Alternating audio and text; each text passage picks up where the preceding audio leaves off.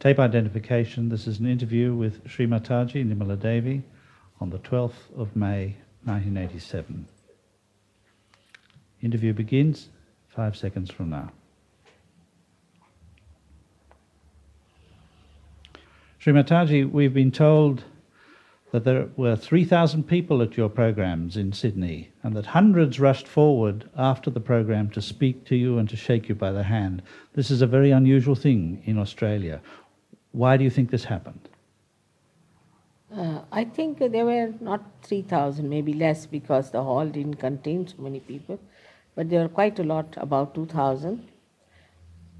And they did rush to thank me, and their eyes were glistening with light, and their faces were looking very enlightened and happy, joyous.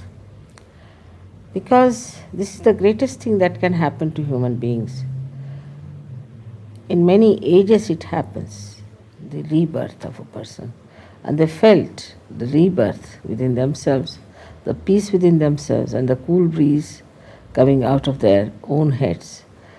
And all that convinced them, and that's why they just came to thank me, out of gratitude, I think. With due respect, Shri Mathaji, the world is full of people promising the millennium. And one by one, they're becoming exposed as charlatans and tricksters. How can we know when we're being deluded? I've been telling from 1981. In Australia, I visited 4 times before, every year openly telling people that beware of false people. The first thing to know that you cannot pay for your self-realization, nor you can have any course of it. You cannot do anything about it. It is effortless. How can you pay for anything that is a living process? This is a simple thing which people didn't like that time because they were following some guru or some falsehood. And some of those people who are now exposed came to even hit me with Bible and things like that in the hall because I was saying that you can't take money. But that's not the only thing. The person who talks about God should be able to give you the inner knowledge about your roots. I shouldn't just give you few words or mantras or things like that. He must tell you why he is doing it. What is the purpose of his telling you of some mantras or of some sort of a prayer? If somebody claims something, then he must prove it. Now the first thing that should take place in the modern times is a realization that is being promised, that at this time self-realization will take place. And that's what should happen. Unless and until that happens to you, which is also indicated in other scriptures, that your hands will speak. In Sahaja Yoga, your hands start speaking. They start indicating what's the problem with you, what's the problem of others. And they also, not only that, but you can get yourself cured, you can get other people cured. Beyond that, you have your peace, your joy, and so many things after that you feel that you are transformed. Unless and until these things happen to you, why should you believe people who claim that I am this and I am that? See, I just don't understand. What you're saying sounds almost evolutionary. It sounds almost as though we are on the threshold of some new step in our Yes, development. of course, that's the reason is. Today, that's the reason. That a great evolution, the mass evolution has to take place.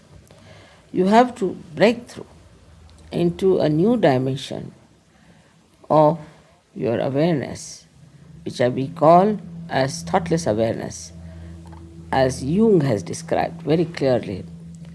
But beyond that is collective consciousness. That is, you become conscious of others and yourself in the whole, like a macrocosm becoming conscious of microcosm. All these things, these people don't even talk, leave alone doing anything about it. But still people run to them because they think that they can purchase them, they can pay for it, and this ego keeps them satisfied. So the human being is not as complete as we like to think so. Are there more stages yet to come? Of course, he is not complete. He has to reach the state which is absolute, where the truth is one, where your nervous system should tell whether it is true or not. When you get your self-realization, from your hands you start feeling a cool breeze flowing. You feel it all around you. Supposing something is wrong, something is evil, then immediately you know on your hands that it is hot, it is burning, it's evil. Or something is wrong on different centers, then the same finger which denotes that particular area will start burning or indicating that there's something wrong with that person. This sounds rather like a description of something that happens in this day and age where people talk about something having good vibes or bad vibes. Is this a kind of vibratory awareness? When I went to America first time, in 73, I talked to them about vibrations and told them there are good and bad. And there was a gentleman who had organized my program, and he said, you must get everything, what do you say to that? Absolutely certified. What do you say to that in your... I'm not quite sure. You see, like you get a certificate from the government that this is what you're saying. Yes, certified is... Certified it like has that. to be corrected. So that this is your own words and your own things. I laughed at him. I said, you see, this is not to be certified. What's the need? Let people use these words. Ultimately, they come to the right thing.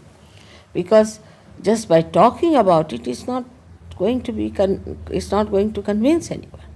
So it has to be felt, it has to happen, the experience has to be there. They have to actually feel the bad and the good clearly, and that is only possible through Sahaja. I do not want to appropriate everything to myself, but I know nobody else can do it. If they can do it, it's very good for me. So when a person practices this Sahaja yoga, they actually feel these things. They actually feel everything. They actually feel on central nervous system, which is the sign that he has evolved, because whenever there is evolution, you feel it on your central nervous system. So are you telling me that a day will come when we can actually tell whether a person is lying or being insincere? Of course, that is nothing. You can even tell if a person has got cancer, or he's got liver trouble, or he has got heart trouble. Also you can tell if he's mentally all right or not. Also you can tell if he has been to a wrong guru, or he had some spiritual problems from a wrong guru. You can immediately tell. And all this comes from this self-realization? Yes, of course. I mean, then you become aware of things which you were not aware of before getting self-realization.